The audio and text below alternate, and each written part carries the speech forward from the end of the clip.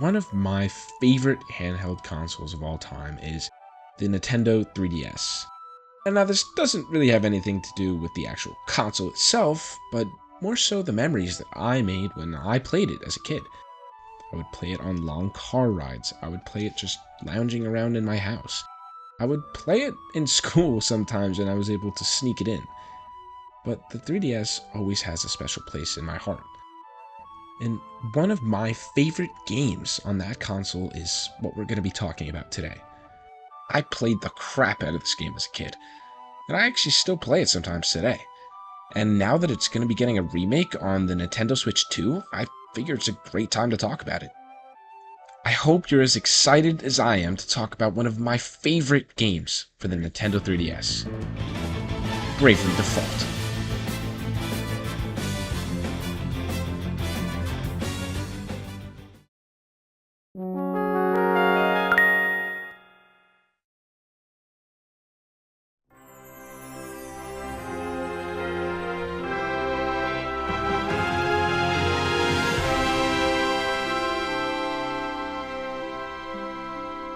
So, what the heck even is a Bravely Default, you ask? Well, Bravely Default is a game published in 2012 by Square Enix and Nintendo, released for the Nintendo 3DS. It was developed by Silicon Studio, a studio responsible for games like Operation Darkness and Muramasa, Princess Commander. Oh, alright, let's stick to Bravely Default, guys. Bravely Default is a role-playing adventure game where you play as 4 heroes: Tiz Aurier, Agnes Oblige, Eddie Ali, and Ringabel. An interesting bit of info that I learned while researching for this video is that Bravely Default actually started out development as a sequel to the Final Fantasy game, Final Fantasy: The 4 Heroes of Light. While it didn't end up being a Final Fantasy game, the producer from that game, Tomoya Asano, returned to produce Bravely Default, and so many Final Fantasy-esque elements were kept in the final game. Now, I personally love this game. I was never really a fan of turn-based RPGs growing up, but when little 8-year-old me picked this one up off the shelf, I was hooked.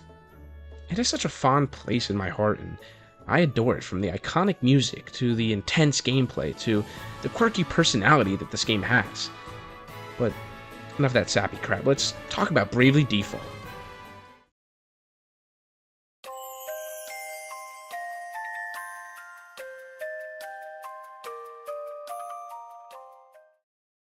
Bravely Default is a turn-based RPG. 4 characters you control, with each having 1 action per turn, yada yada, you get it. But the mix-up comes in the form of the Brave function. If your character defaults for their turn, which is blocking, they gain 1 BP or Brave point. You can use up to 3 Brave points at once to do multiple actions per turn, adding a lot of strategy and timing for when you want to save points and when you want to use them. For me, this made it much more exciting than a typical turn-based game like Pokemon. Okay, yes, I'm not a huge fan of Pokemon games, but this isn't about that. There's also an extensive job system in the game. As you beat mini-bosses, you collect asterisks, which imbue your character with a new job once you collect them. If only it were like this in real life. Then you could kill a CEO and... oh my god. These jobs function as classes, where you have normal ones like Black Mage, Knight, the works, but also other unique ones like Businessman and Stripper. I mean Red Mage. Aside from the job costumes, there's some questionable outfits available. What the hell is that? In my gameplay, I had both the girls as singers because they're powerful, okay? Not because they're in bunny suits. Boy! One thing I absolutely love about this game is that you can adjust the rate at which random encounters occur. Jesus, I used to pray for times like these. This is one of the reasons that I hated Pokemon, because of those damn random encounters. Now, this comes with the disadvantage of not being able to level up as fast, and it actually incentivized me to turn the encounters back on, funny enough. Now that we have the gameplay out of the way, let's move on to that big old story.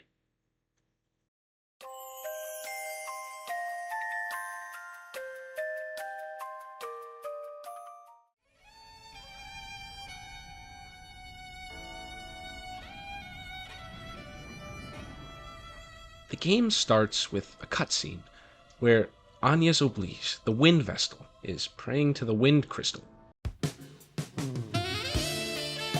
Wait a minute, how old is... Oh, crap. Oh, crap. Wait, guys, she's 20 in the American version, okay? Thank God for localization. So, for some context, this game takes place in the world of Luxendark. Luxendark. Light and dark. Wow. Really clever, guys. Where 4 elemental crystals keep the land in balance. Fire, water, earth, and wind.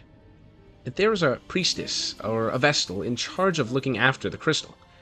So, back to the cutscene. And Agnes is just praying to the crystal when this black smoke starts coming out of the crystal and massacres everyone. Agnes flees, and we transition to another cutscene. Tiz Orier is just chilling on his farm with his brother. I'm Tiz Orier. Watch you don't fall! Won't fall at this rate! Oh my god, bro. And all of a sudden, this massive hole opens up in the ground, destroying his village and killing his brother. This was actually in one of the trailers for the game, and was actually what made me want to buy the game in the first place. I was so shocked by it, and I just had to play it, so I could try and save Tiz's Dora-looking-ass brother. He dies no matter what, unfortunately. Anyways, Tiz meets Agnes and her fairy friend Aerie, who acts like a Navi-type character. Hey, listen! And they seek to find out what caused the great chasm of Norende to open up. They head to the city of Kaldisla and meet up with Ringabel. Ringabel is a charming, womanizing adventurer who also has a severe case of amnesia. He carries around a weird journal that he wants to use to unravel the mysteries of his life. Soon after joining up with Ringabel, they meet Edea Lee. Edea is a soldier who defected from the Grand Duchy of Eternia, and she's the daughter of the leader of the Grand Duchy.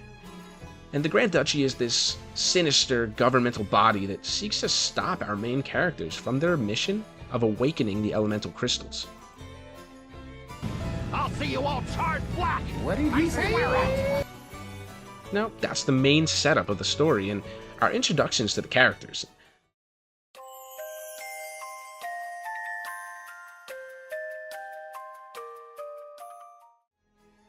Oh boy, do I have a lot to say about these main characters.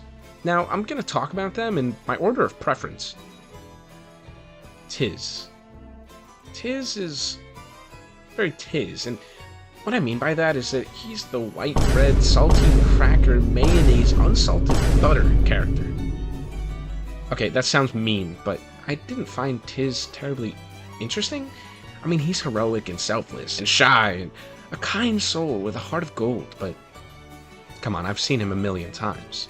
I'm not saying he's a bad character, he's just not as interesting as the others. Tiz is most interesting when we explore his trauma from losing his brother in such a tragedy as the Great Chasm. Tiz is having a hard time getting over it, and even sees his younger brother in this other character, Eagle, who kind of looks like him. Unfortunate haircut. There's also a lot of tension between him and Agnes for a budding romance, which is really funny at times, especially when there's explicit mention of sex appeal in a 3DS game. I blame myself for underestimating the beast that is sex appeal. Speaking of Agnes, she's also pretty basic, but I find her to be more interesting than Tiz. She's the Wind Vestal, and so her utmost important duty is to awaken the crystals. She's a kind and morally just person, but her highest priority is to her mission. And this is something that I feel could have been ripe for more character conflict in the game. I don't know. She also gets flustered with Tiz, so it's kind of cute to see them interact when they're both obviously into each other. Next up is Edea, and if I were to assign her to an element in this game, I'd say she was the fire of the group. She's just a ball of passion, yelling and arguing all the time, but she's not without her moments. She's just a ball of passion, yelling and arguing and being sassy all the time. But she's not without her moments. Along with her strong-willed and opinionated nature, she's also a kind person who initially betrays her own people because they're killing innocents, which she can't just stand by and watch. She also makes some of the funniest jokes in the game, especially when interacting with a certain character. Ring-a-Bell. Ring-a-Bell is the heart and the biggest personality of the group, in my opinion. Just look at his cutscene when we're introduced to him. My angel of fate. Could she be nearby? Ah, I was hooked. Although he's a gross womanizer and a flirt, he can really get some heartfelt moments and be deep when he wants to, exposing the real man that's under the facade. At the end of the day, his goal is to regain his memories since he's got a severe case of amnesia. And damn it, I'll give this man whatever he wants. He's by far my favorite character out of the cast. I think he's the funniest and the most interesting since he doesn't even know about his past. Is he? We're steadying out! Of course we are. I'm a crack pilot, apparently. Oh, and each of the characters have their own theme song. Obviously, Ring-a-Bell's is the best, but they're so amazing.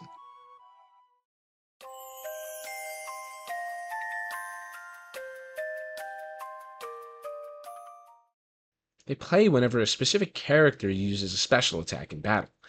Tiz's theme is triumphant, matching his heroic persona, and his theme features a woodwind section that complements his hopeful and youthful feel. Anya's theme is slow and more mysterious, just like her more elegant nature as a character. So her solo section with the violin complementing her, like I said, elegant nature. Adia's theme features a rockin' electric guitar, just like her fiery and brash personality. It's fun and lighthearted, but packs an energetic punch with the guitar. Ring-a-Bell's theme is charming and, dare I say, sexy. Complementing his flirty, womanizing personality, features an accordion, making you feel like you are walking through the romantic streets of Venice hearing this tune. It's my favorite of the bunch, and I listen to it all the time, actually. Speaking of the music, the rest of the soundtrack does not dip in quality whatsoever. The music was composed by Revo, and they cooked. Revo was actually my #1 artist on the Spotify Wrapped for 2024. Don't judge me. I'm not a musical expert by any means, but in my opinion, the music has so much personality and beauty, even when they're not attached to specific characters. The regular battle theme, for example, is mouth-wateringly, crotch-touchingly amazing. It almost makes the random encounters worth it. Almost. Let's take a quick listen. Yo, yo, yo! Ah! It starts small, with a few trumpets, and then you're ambushed by music right after, almost like the random battle itself. Coincidence? I think not! This is some great musical structure that kind of echoes what the song is meant to represent. And every song starts with this little sparkling fairy motif, because after all, this is Bravely Default Where the Fairy Flies, making every piece more cohesive with the game as a whole.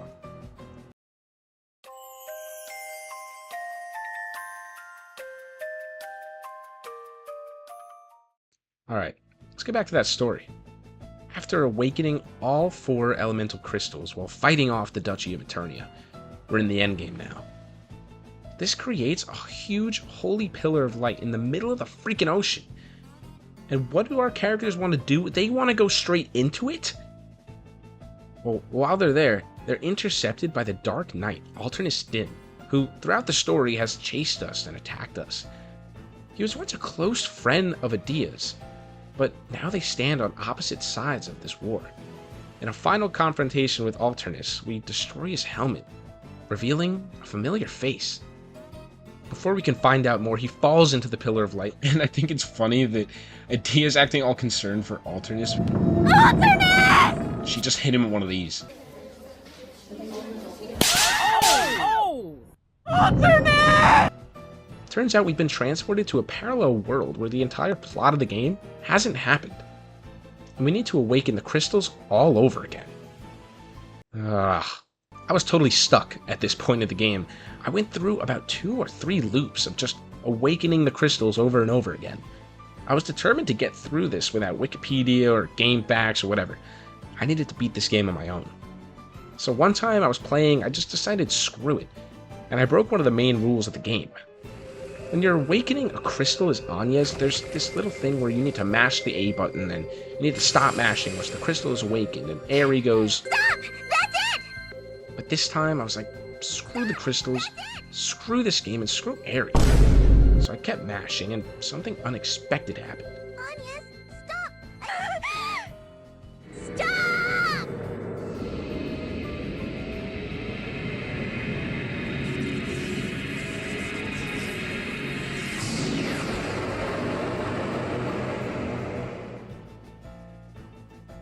I was supposed to do this all along. I was over the freaking moon. Finally, some progress. But before I could celebrate, I was dealt with one more surprise. Wannabe Navi over here is pissed off at Anya's and reveals that this entire time, the whole damn game, she was actually working for the demon Ouroboros, and she transforms into a horrifying monstrosity. Okay, I'm sorry I called you a wannabe Navi. So this twist with Eri isn't completely out of left field. Only a little bit earlier, Ringabel actually got some of his memories back, revealing that he's an Alternus Dim from a parallel dimension, and he fell into the Holy Pillar of Light and into our world, leaving him with amnesia. It's funny, the name Alternus Dim is actually a wordplay for alternate dimension. And actually in the title of the game, Bravely Default, Where the Fairy Flies, the words Eri Lies are in it. All this wordplay. Who the heck wrote this game? Dr. Seuss? He has visions of his past self witnessing Eri slaughtering members of the group like Adia, and he confides in Tiz about this, and Tiz in turn tells Agnes, who is shaky to trust this, but over the course of the game, the bond of these four has strengthened so much that they trust Ringabel and put their faith in him, leading to this confrontation. We eventually defeat Eri, but then she's devoured by Ouroboros. Pause. And we need to go to the Celestial Realm to defeat him. Despite being a world-eating demon, we successfully defeat him, but this causes Tiz to go into a coma, because Ouroboros was holding his life force or something. In the aftermath, Agnes and Adia go to their respective factions to reform them for the better, and Ringabel goes back to his homeworld. Still miss him. And that was the story of Bravely Default. I was captivated by this game and the story all the way through. Until the very end, if I'm being honest. I was loving it when we were awakening the crystals, being chased by the Duchy. There was character drama, and Adia was being forced to betray the people who basically raised her. Ringabel's playful banter. Tiz and Agnes being there too. I was interested in Eri's betrayal, but Ouroboros is an Act 3 villain that just wasn't as interesting or nuanced as the Duchy of Eternium, which turned out not to be as evil as we thought. Overall, though, I enjoyed the game in all of its aspects. Gameplay, story, and the sweet, sweet soundtrack. I hope you guys enjoyed the video, and if you did, I'd love if you subscribed and ring that bell. I'm sorry. But please, consider supporting the channel and leaving a like. This is the Planet Saturn signing off, and remember, you are out of this world.